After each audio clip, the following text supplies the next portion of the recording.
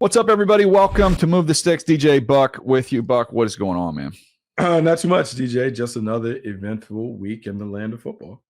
Yeah, eventful is one way to put it there. Yeah, we've got a lot of interesting things have happened around the league. We always have one eye towards the draft as well, which is why I'm excited for the guest that we have joining us here in just a minute. We're also going to hit a little hot or not a little bit later on. We like to talk about some guys who are really clicking. We usually do more hot than not in this segment, which we'll get to in a little bit. But before we do that, I'm excited for this guest, and I'm excited to talk a little draft. All right, Buck, excited to have Trevor join us. I know you guys have heard him on here before. He's excellent. It's Trevor Sikkema. He is the PFF lead draft analyst, co-host of the NFL Stock Exchange podcast and the PFF NFL show. Trevor, welcome back, man. How you doing?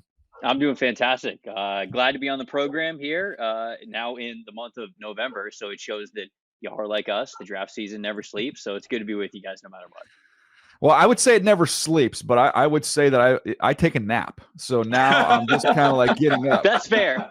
Yeah, I take a little nap at the beginning of the season. So now I'm waking up and starting to get going. And we want to get into some big picture thoughts. I believe you have a mock draft out now.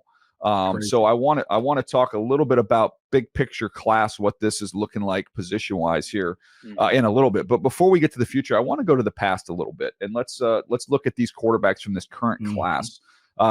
Biggest surprise for you, maybe good or bad. I go wherever you want, but just biggest surprise from these rookie quarterbacks so far.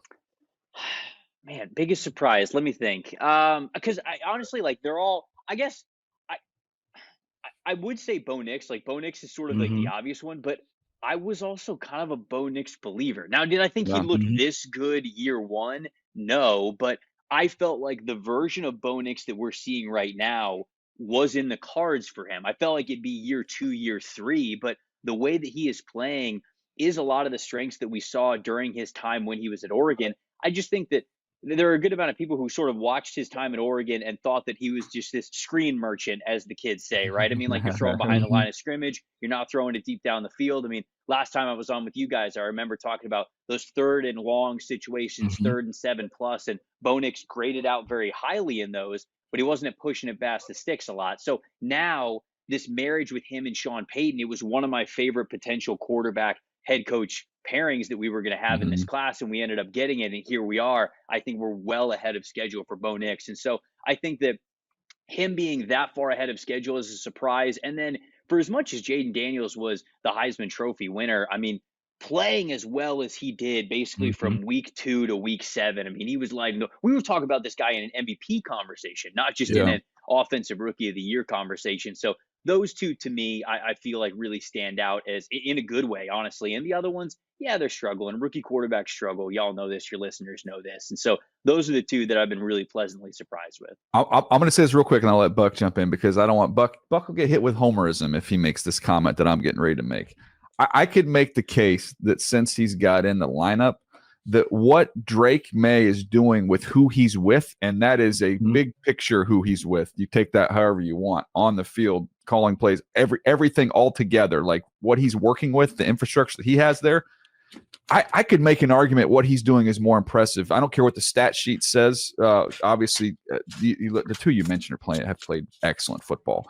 But Drake May, the thought was he can't get out there because he's going to drown because of the lack of support staff. And it turns out he's just distributing floaties and keeping the rest of this whole thing afloat, which is pretty incredible as a rookie. I think to me, it was always, you don't start him if you think he's going to get killed behind this offensive line. To me, it was never really you don't start him because he's not going to be ready for the NFL game. He had 2 years at UNC where he basically led the country in big time throws. Like, this dude knows how to play the game of football. So to see Jacoby Brissett sort of, struggling behind this offensive line, just not giving this offense very much juice, as long as you thought that Drake wasn't going to get hurt, this was always the path that okay, put him out there. Let's see him learn. And man, you talked about some of the great throws he has.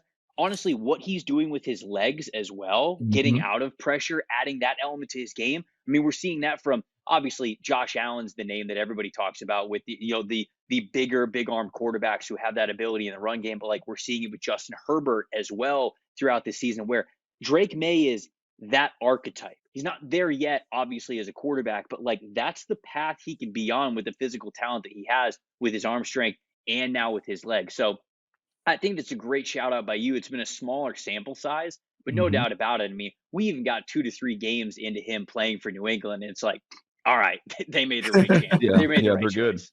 Yeah. Okay, so now I feel like the elephant in the room would be Caleb Williams. What are your thoughts on Caleb Williams and whatever has taken place in Chicago? Are they holding him back, or do we need to see more from him to really kind of realize the potential that we thought he was going to be? No, I don't think I could fairly say that they're holding him back. And when I say that, I mean that the offensive line has not been good. I think the play calling obviously wasn't great with Shane Waldron no longer being the offense coordinator there. I want to make that very clear. But Caleb has also shown areas where he really needs to grow. It feels like Caleb is trying to prove to everybody that he is this pocket passer. Yes. And he's Yep. just like, he's staying in the pocket and he's not allowing himself to be creative. You know, it's funny. We're doing this after week 11. Thomas Brown, his first game as the play caller. And my big takeaway with Caleb is he just looked more confident.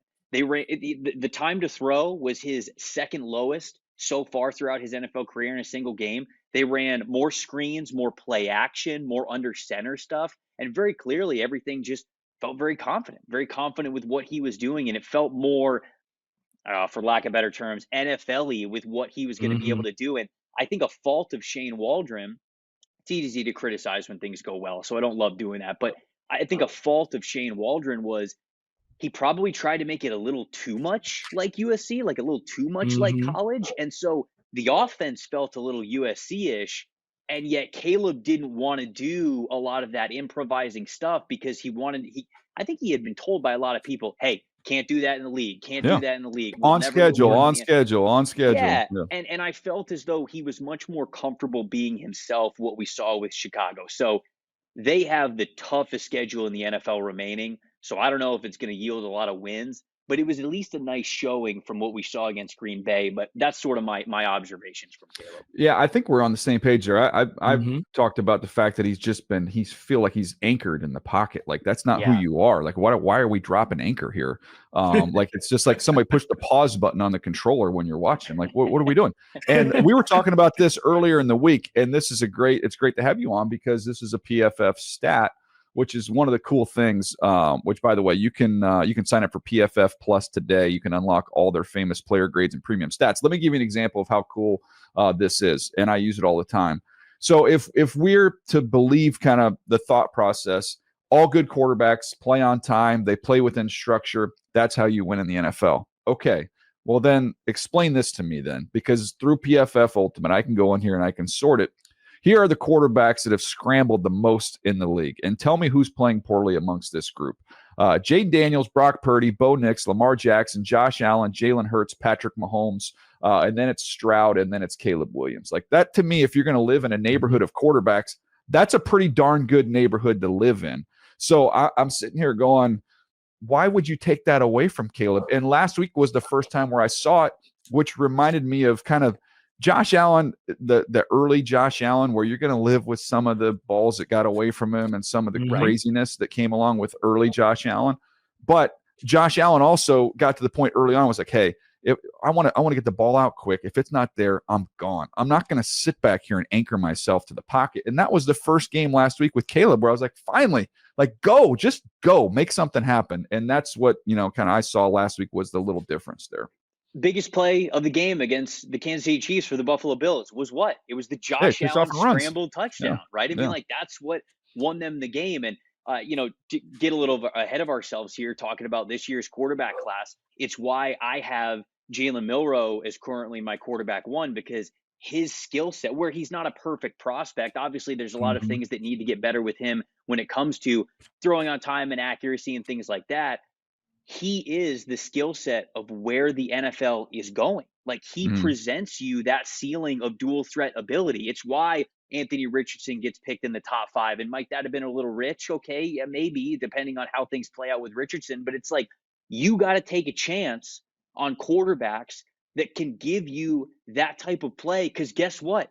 You're going to have to play those quarterbacks when you get to where you want to get to in the playoffs and to win a Super Bowl. So to me, in a quarterback class that I think has drawbacks on a lot of these guys that we'll talk about throughout the year. Right now, I look at Milroe and I go, okay, well, which one of these guys do I think has the best chance to be in that conversation with those names that you just listed? And I think that if he keeps progressing, he presents that type of a ceiling. So again, going back to Caleb Williams, buddy, this is why you got drafted number 1 overall. Like they didn't want you to be just a pocket quarterback. They wanted you to be more.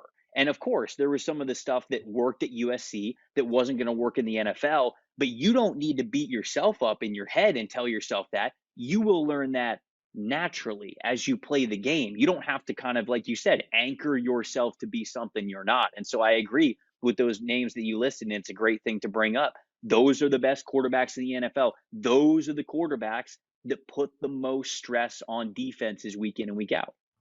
It's funny that you bring up Jalen Milroe, because it kind of naturally takes me to a segue, not of the rookie quarterback, but a second-year quarterback, Anthony Richardson. What did you think Anthony Richardson, how did you expect him to play in the league when you were projecting him as a collegiate player? And what do you think of what we've seen from him, particularly coming off, I would say, the best performance of his career last week against the Jets? Yeah, I would agree with you there. And look, as a Florida Gator alum myself, I watched every single game of Anthony Richardson. I watched every single snap. And when he got drafted number 4 overall, I'm not going to lie, myself and a lot of my fellow Gator grads were like, oh, okay, it's going to be a little bit of a journey. Now, you saw the flashes when he was at Florida, but very clearly it was going to be a work in progress. And that's why, especially when, okay, you look at last year, he starts out of the gate. It doesn't look so bad. It looks like the quarterback combination between him and Shane Steichen, it was going to be a good environment for him to evolve and work in. Then he goes through the concussion. Then he's got the shoulder injury. He can't play the rest of the year. That's a bummer. So you got to think, 1-year starter at Florida, already a young guy, already a young player. 1 year of starting at Florida where he's really just kind of trying to figure it out. And you got to remember this too. He was recruited for the Mullen offense. They end up moving on to Billy Napier. So he's learning a new offense anyways, getting in as a first-time player there. He only gets whatever it was, 4 to 5 games in his rookie year with the Colts. And so, yeah, it's almost still like an extension of his rookie year this year. And that's what made it sort of frustrating. There are a lot of things that go into this, right? I mean, him being benched for Joe Flacco, it could be a myriad of things. If it was just because he wasn't playing consistent enough, I don't agree with that. If it was, him tapping himself out and kind of like learning a leadership lesson there, I can certainly understand that. I get it. Again, he's a young dude, a young quarterback. I could understand that. But going back to the point that Bucky said, that this past game being his best game, I mean, I'm just watching it, and you naturally go through it with a lens of him versus Joe Flacco and what Joe Flacco would have brought to the table versus Anthony Richardson. There is a play in the first quarter where the Jets are playing cover 3. And so it's middle of the field closed. There's a linebacker level, and then there's that safety level there. Anthony Richardson takes the snap. It's almost immediate pressure right in his face up the middle. And before he can even really properly end his, I think it's a 5-step drop, the second his back foot hits, he is off balance and he fires that ball into a crosser right to the hands of Michael Pittman Jr. beyond the linebacker level before the safety could come down and make a play on the ball. And you go, that's it. That's it right there. There is a great quarterback in there with Anthony Richardson. You just got to give him some time to figure out whether or not you're going to be able to get it consistently. But what I also love, fourth quarter, elite PFF passing grade. He was 8 for 10 with 129 passing yards. That final drive, just that final drive that won them the game, 3 for 3 passing, 60 passing yards. He had a big time throw in the fourth quarter as well. And so I was very encouraged by what I saw from him, but it was always going to take a little bit of time with Richardson, and it will still after this week. But you got to be okay with it because he gives you that ceiling. Again, to bring up those group of quarterback names that you listed, he brings you the ceiling to be in that group of names. And so you got to figure out whether or not he can hit that or not. It's interesting. It's going to be interesting to see just, can he continue to take the strides, take the steps? I think one of the things you could connect with him and with Caleb early on is, look, we can evolve and get to 1, 2, 3 run, but right now let's go 1 run. If we like our early look, bang it, take it. if that's not there, let's be a little early than rather than be a little late with our legs. And eventually, the more you see defenses, the more you get comfortable in the league. Now we can work a little bit deeper into progressions. But I think there is a tie there with those types of players. Is like, let's just be a little bit early as opposed to a little bit late and use our legs if we have to. I want to spin it forward. This draft class, I'm just getting rolling into it. My early takeaways on it, and I want to get your 30,000 foot view of the class. It's kind of one of those, it feels like, line of scrimmage, good depth, defensive line, offensive line depth. I don't know that there's the premier guys at those spots. It feels like running back and tight ends really deep, really, really good. Receiver does not feel like it is where it's been recently. Corner, not necessarily where it's been where you'd like it to be. And then quarterback, it just, I hope that somebody's going to, as I get deeper into it, somebody's going to jump off and get me excited. I know you have a little heat there for Milroe, but it kind of, I don't want to say it's like the Kenny Pickett year or it's the Geno year or one of those years, but man, early on in the process, I'm getting a little bit of that vibe. Yeah, I think that it's better than the 2022 season. I do. But it's certainly not last year's. It's somewhere in between at this point in time. Now, obviously, we got a couple of games left in the regular season. And then for a number of these guys, you're going to have the bowl season, but more importantly, like the college football playoff. I think that's a really cool evaluating tool that we have now, because if you go from that first round of the college football playoff to the national championship, you're playing 3 or 4 really meaningful games there at the end of the season. So anytime you get to play for a piece of hardware, you take note of that when you're watching that type of film. So a lot's on the line for a lot of these guys. So I'm going to love that as well. But I agree with you. Running back, super deep. Feels like it's always super deep every single year. But holy cow, obviously Ashton Genty at the top, just an absolute monster what he's doing. But there's so many guys beyond him that I think are fantastic. Wide receiver, I would agree with you. I love Tetairoa McMillan at the very top from Arizona. He is just a unique type of a wide receiver. But after that, gets a little bit of pick your preference, like Luther Burden from Missouri didn't really have the year that we wanted him to have. Isaiah Bond is in there. His speed from Texas, is that really a trait that you gravitate towards? Elikai Omaner from Stanford, somebody that I really like, a guy who plays a lot of strength. He's got a track background to him. He'll block his ass off. So wide receiver, there's still good ones there. Maybe not as high profile as before. I agree with you. Great year to get a tight end. Great year to get a tight end. I mean, Colson Loveland and Tyler Warren potentially as first round guys, but then after that, you got Mason Taylor, you got Gunnar Helm, kid. You got the Miami kid, you got Eli Stowers from Vanderbilt and what Vanderbilt's doing this year. Harold Fannin Jr. going crazy for Bowling Green. There's a lot of good tight ends there. Offensive and defensive line, I would agree with you.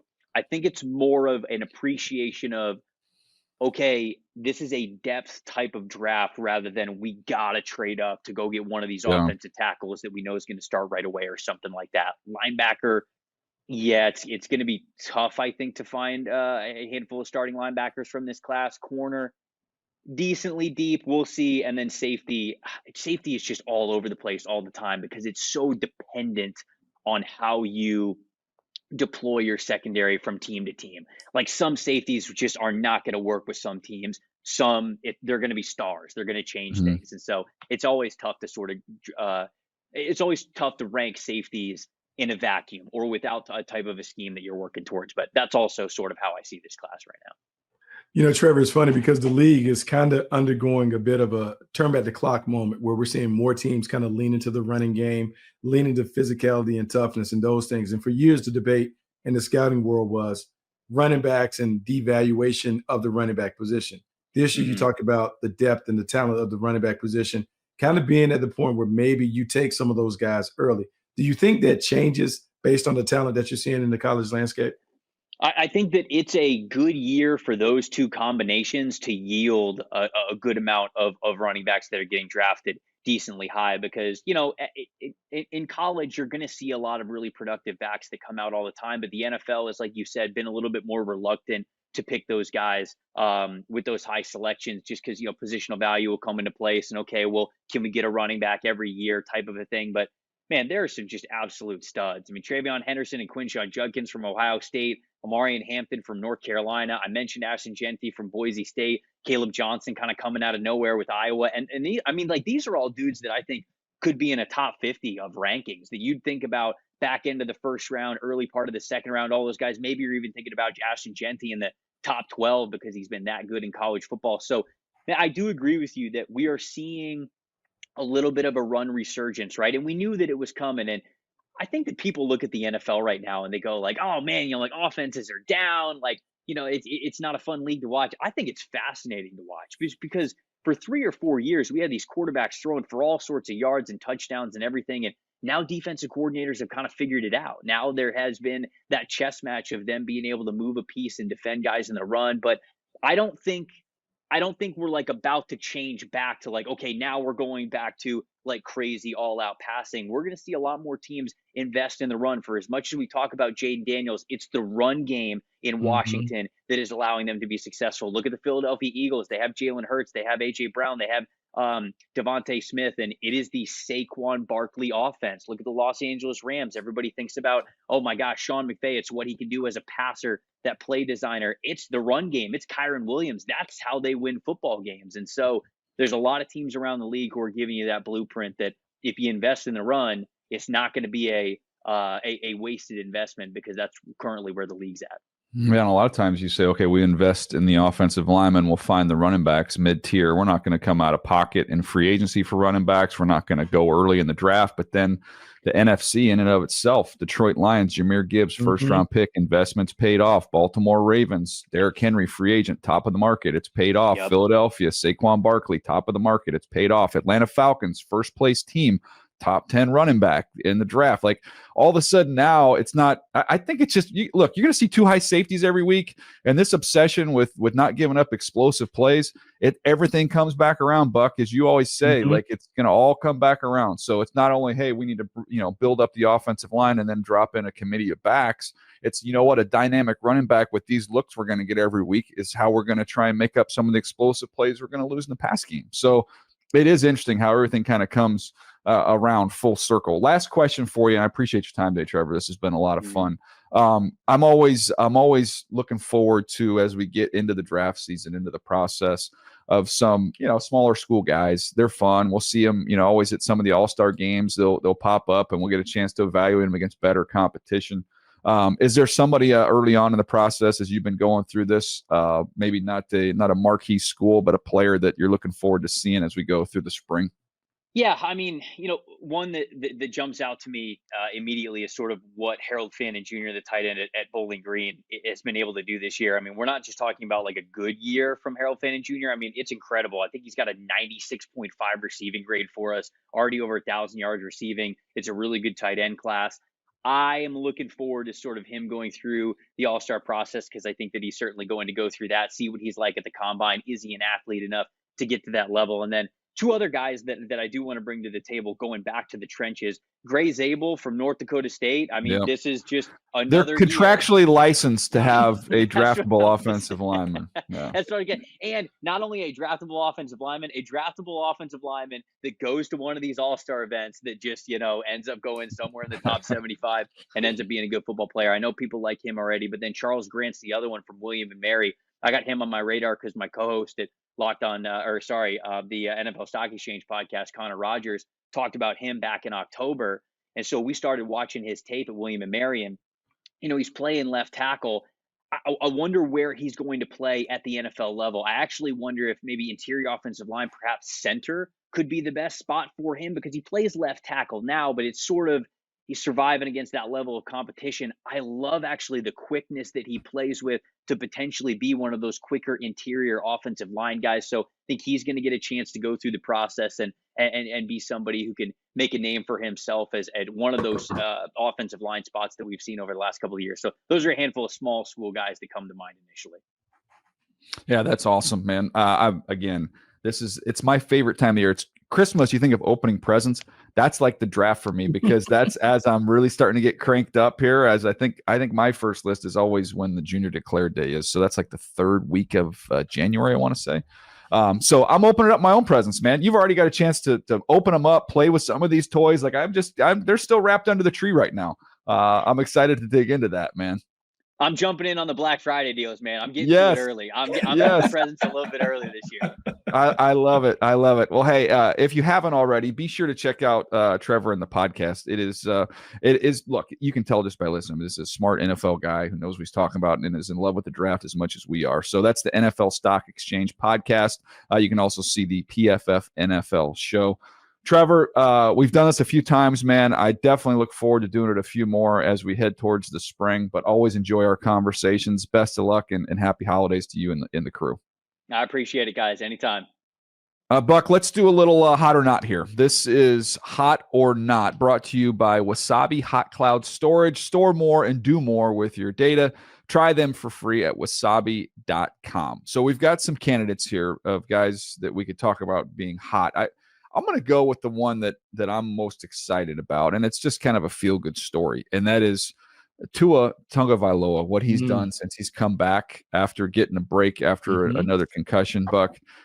This offense is built for him, and it's just like when we were growing up, people drove cars with stick shifts. I don't know any of these kids really do that anymore, but you get into a car and you're like, hey, you used to be able to you just drive your friend's car, but then you get in there and be like, oh, I don't know how to drive a stick shift. I know how to drive my car, but I can't drive this car.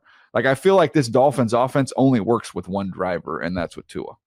100%. And he is terrific doing it. Having watched it firsthand, the opener, it's such a unique offense because it's a mix of the quick rhythm college stuff with some sped up pro concepts that are exotic. You have playmakers on the outside that are really good, not only as vertical threats, but catch and run specialists. And you would think that, anybody can just get the ball to the playmakers and it works. But it's something about Tua's quick rhythm ability, his efficiency, his accuracy that really works. And I think, DJ, you coined this phrase because you talked about him kind of being like a RPO Jedi master when he was coming out, the way that he was the Las Vegas blackjack dealer just flipping out the cards. It all works. And the Dolphins, they kind of fall out of playoff contention when he's not available. But as soon as he comes back, they're right back in the conversation. And if they're able to get a win this week, you now have to talk about them being in the hunt. And as he continues to gain his confidence with this offense and the people around him, they can continue to put up big points. Yeah, it's interesting when you just look at that class, right, with Joe Burrow playing literally MVP caliber football right now. He's not getting any help from his defense. You look at what Tua's doing in Miami when he's been on the field. He's been excellent. You could definitely make the case he's their most valuable player because the team doesn't work when he's not out there. You've got Justin Herbert in the resurgent Los Angeles Chargers under Jim Harbaugh, but Herbert's playing outstanding. Hasn't turned the ball over. I believe it's 8 games now. In terms of throwing interceptions, hasn't thrown an interception, I should say, in 8 games. You've got Jordan Love, who I know the turnovers have been there, but he's got the Packers playing good football, who's been excellent. I feel like all these draft classes disappoint us, Buck. That one has not. It's been excellent. It has Jalen Hurts, and Jalen Hurts was in that class in the second round. It's so funny, man, because that's why, like, the conversation that we always have about quarterback classes, sometimes you kind of have to ignore because, like, people talked about that class, but they didn't know. Justin Herbert had question marks around him. Tua Tagovailoa had health concerns. Jalen Hurts wasn't on the radar for anybody in terms of a potential second-round pick. But yet, Burrow was a one-year guy. Yeah, one-year wonder in terms of the production. Yeah, right, but yet all those guys hit with their original squads. To me, I think is telling, or it reveals the importance of the environment. Where do you drop them into? Who has an opportunity to work with them? How do you build them up early in their careers?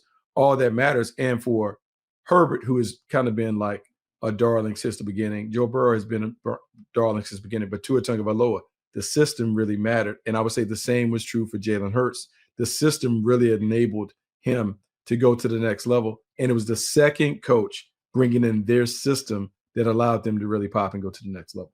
Yeah, it's interesting, man. But Tua's been awesome. 28 for 36, 288, 3 touchdowns in a 34-19 win over the Raiders. All right, that was this week's Hot or Not segment brought to you by Wasabi Hot Cloud Storage. Store more and do more with your data. Try them for free at wasabi.com. Buck, anything else you want to jump into before we get out of here? It was awesome having Trevor. He's a good dude. Always enjoy our conversations with him. Yeah, DJ, it's so funny to already be thinking about the next draft class. Let's talk about 2025. Trevor had great insight on the depth of the class, but it's trending towards what we talked about a year ago. the drafts are not going to be what they were in the past, where we thought, oh, it's going to be 7 rounds full of depth and talent in those things. Evaluators are going to have to be very, very shrewd when it comes to what they identify as the strengths of the draft. And we talk about that 4th round being the cliff. After everything falls off after the 4th, you better get the positions that are deep early. And then those other picks, maybe you trade them away. Maybe we don't see as much value in the 5th, 6th, and 7th round. Yeah, no, it's going to be fascinating to see how it all shakes out. But again, enjoyed that conversation. Appreciate Trevor coming on the show. Appreciate you guys hanging with us. And we will see you tomorrow right here on Move the Sticks.